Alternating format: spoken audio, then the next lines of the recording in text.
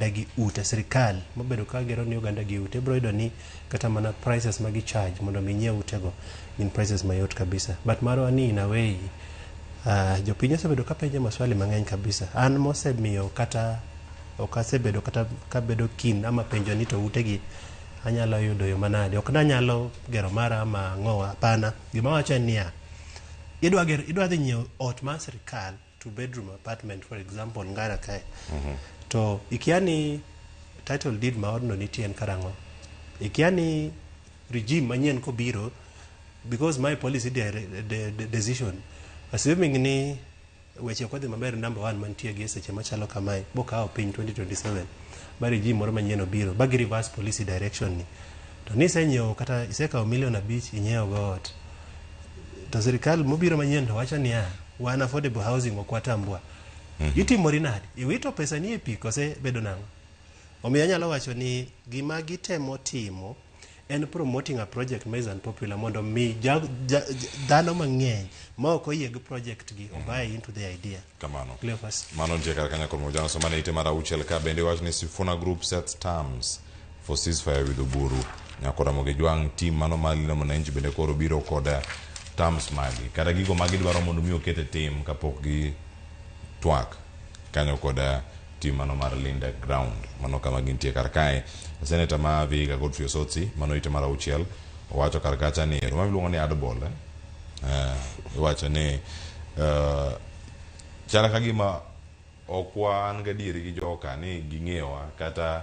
ginyalo timo gik moko mabecho wacho ni if our colleagues have realized they made mistakes kagifwenyo ni gitimo makosa kuom golo ile mogi ene Osotsi no gol kaka jalup ogai mar duond bura mar ODM Sifuna ne otheshi kaka senator kata kamane ne bura mapod ntiere nothecha kaka jagoro maduong' mano mar ODM nyaka sani bura dhi nyime ene pod jagoro maduong' mar ODM ka giwacho kacha ni ero ka gidwani mondo mi wakware ng'uono wambe koro nyaka wakon gi matamshi magwa wacho ni en masharti magi manyaka bed ni waketo negi mar mondo mi gilu koka donjo kod gi twak wacho ni en twak moro ma pod bedo madhi bedo gi ywaruok matin e iye kanyo kapod irango ni to bende de girom penjo mantiere kar ka kweth ma jogo mane obalo gi ODM Sifuna kod Osotsi kod Governor Mara James Orengo maluoro kabisa maluongore sani ni party leader mar ODM ing'en seche duto piny ni gima se realize ni joma wacho adier tin kabisa nitie gima sega bedo ka wacho Ramogi TV kae to pod adwa mana medo wache ana feel gani gie pacha matin ni party ma ODM nedo loso ode mondo bed maber kapok gidhi winjruok gi UDM kendo seche duto awinjo ka jomoko wacho ni ka wadhi e yiero to party mar ODM ni en imanye kaka ji osetimo yiero no bedo nadi this time around ma party ODM wadhi manyo sirikal kata kapok otim yiero ana nyalo wacho ni kweth ma Sifuna giri Babu Owino and the rest they were right team mar Gladys Wanga kod party leader Dr. Oburu mwaluoro kabisa ned gimiyo jogi opportunity mondo mi owinj pachgi ka gine party ing'eyo gima ne ng'iso party leader mantie sani Gladys Wanga mabende waluoro kabisa en ni gie sani to wafil ni kikwadhi e dialogue mora mora gi sirikal because of ABCD reasons mag sega bedo ka gichiwo nyakoro moga jwang aparo ni bendi ng'eyo omiyo jogi kisungu wacho ni gibedo vindicated gima gisega bedo ka ging'iso jogi ni kik watim ama par ma gisega bedo go maleo ka giwacho ni oyo ok en saa mar dhi e winjruok gi sirikal anyalo wacho ni gibedo vindicated nikech dongine no kakoro kweth mar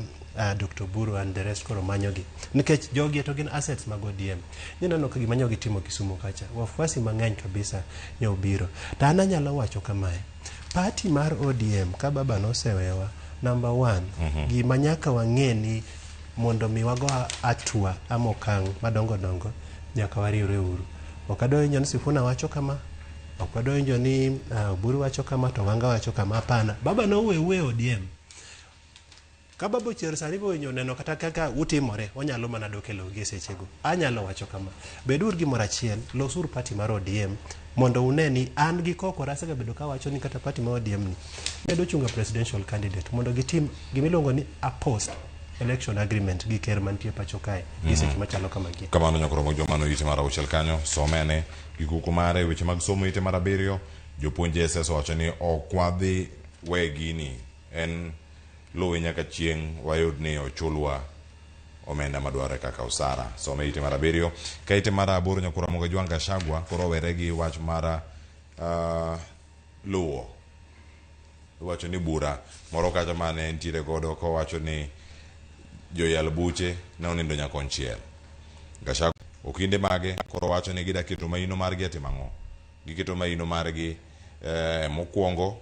luwo bura mano motenore kod gole e apis ok mar rango joyal buche manindo nyakonchiel. Mano ite mar aboro kanya koro mag Jwanga kosome kanyo dhi bedane gi thuolo mar ng'e gi kuku mare nono tho mano mar Dr. Obwaka yangre kar kata ni bero ne otim kendo gimano kelo tho mare en buok mano mar adundo kata cardiac arrest mano wach mantiere kar kanyo miepe kite mar 10 kaachiel koda ka muko mabende dhi nyime konde mopogore opogore mabende wacho ni osekelo ne oganda lal ahinya jogo mantiere alwora ma Northern Bypass. Mago picha monde kar kacha gin picha go mago manyoro mano ntiere kar kanyo achiel kachiel kapodi bedo ka kirange. Nitie machinglo wach mantiere kar kae nitie ng'at moro mantiere Trukola ng'at moro go simu wacho ni how can he speak to his supporters in a democracy? Ero era ngai neno kar kae mano picha jok mane kata ka woni ng'egi jok moro maratongo gito gintiere mago kama irango gi urus political base ero jito wuoyo kache simu to utingi tunkone kona mine no kapio kaka kirange bure nyakona magajwa akeni picha mokete wang jowe gi seche machalo kamagi akeni ineno gima bende waneno ni aneno ng'ato ka machal akeni en ker machon otingo gima chal ma simu togoe but on the other hand aneno jogo moko biluongo nyingi aparo ni moko kuom gi ung'eyo kendo gin politicians ma dongo pacho kae koro gima giwacho niya wawuoyo nadi how can we speak to his supporters in a democracy gichal jogo ma in a way ok giyie tiyo gi ker machon nyie neno kata chien kacha ka giseye kabisa gipenjere ni to nisedhi retire to waneno ka gimi chal duogo e paw siasa kendo gima nyaka ung'e ni ker machon mano osewuok e ofis Mount Kenya kacha to gima nyaka ung'e no mako maber kabisa omiyo aparo ni jok mantie sirikal gi sechegi gi feel uneasy kizungu wacho ni gi feel uneasy ok gimor ahinya kod duogo mare paw siasa gi seche machalo kamagi. Nyakoro Magajwang an mane gima nena kiani inti nene nao Cleophas. Yes. Wacho ni kanya koro Magajwang paja ndiko paja somo bedo mupogore adongi dai kare okende kato awene Joyce oduor thuolo gazette ma Daily Nation da keto banthe gazette ma The Standard ite mokongo kanyo weche go mag tudruok mag piny Kenya kod Tanzania podo mi peke ite mara 4 na beach kod mano mara uchiele ye kanyo ka ye kai wacho ni ero fresh setback for ODM as tribunal freezes move to remove SG Sifuna mano wach mabino selose kar kata ka irange ni to time yo machalande gazette ma The Standard podi wach mar nono tho mar Dr. Obwaka omi peke ite mar ariyo mauta pod kelo midhiero mano wach mantiere kar ka ite mar adek wacho ni fuel crisis bites in Nairobi as motorist drivers count losses ni moro ma pod medo kelo buok mathoth jamang'en no kwa maki gazette mar Daily Nation boni adier nyocha onge matin Nairobi kae to gwenge manyocha nitie na experience gima chalo kamae aneno ka center man tie no kadwa longo nyinge nya neno ka kidhi petrol stations moko tiyudo ka mauta nitie to kidhi petrol stations moko tiyudo ka mauta onge kendo gin petrol stations madongo kabisa omiyo nok ma mauta pontie pacho kae Nyakoro Magajwang bed ki tang kabisa kendo king'eyo ni en gi ng'wech mabor to kinyalo kata mana kero mafuta tank ni moromo kin gi uwezo no. Kang'eyo ni shortage ama nok ma mafuta pacho kae bro bede kwa muda machalo nadi nikech mai wach muno wacho chien kacha problem ni kama na wuoki aparo ni wang'eyo kang'eyo ni sirikal timango mondo mi sort out problem mantie nikech wan kaka jopiny wadwaro ni wabed gi mafuta moromo nikech mafuta ema propel engine mar economy marwa kama wadingo gi mafuta wa company mo antiere go tiyo gi mafuta production seche duto itiyo gi mafuta sirikal wakwayo miyor mafuta seche duto boni wach mari mogika oteo karka ndio wach ni ite mara parga dek ipenjo kata ni should Uhuru's retirement benefits be scrapped iwacho yes moko wacho no paro biro kata mopogore ahinya gi jok mantie joneno bende ng'eny ang' miwaparo ka opogore gi mago bende matimore mbui omiya pek kar kanyo mano wach mar iluongo ka ng'ato wacho ni en oweyo okodhi chung' gi UDA yiero mabiro mano wach mabende nitiere kar kae wach mari mogika otieko sana wach mara mogika nyalo wacho ni nyaneno ka jogo mantie sirikal gi seche machalo kamae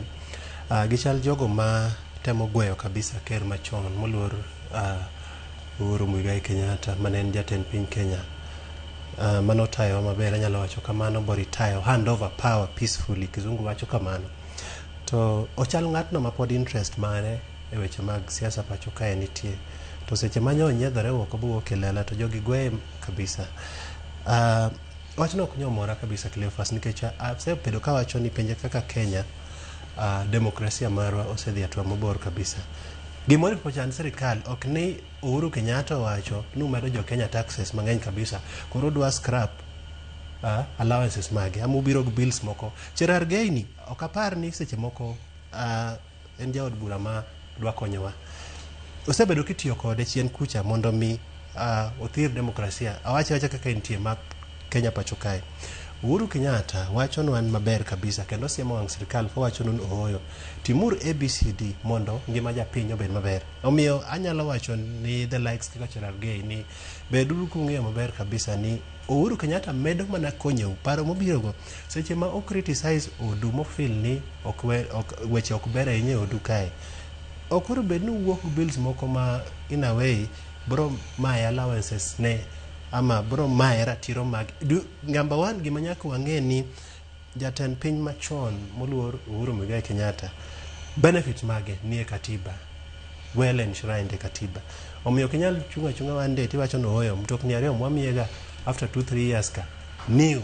nukoro kwa biga miya pana magik mantiere katiba wabedo jamobeyo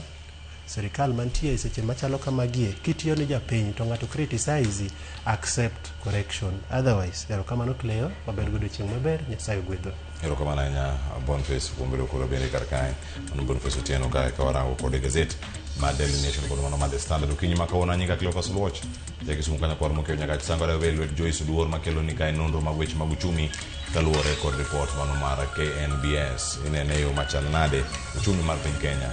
otegno koso nyako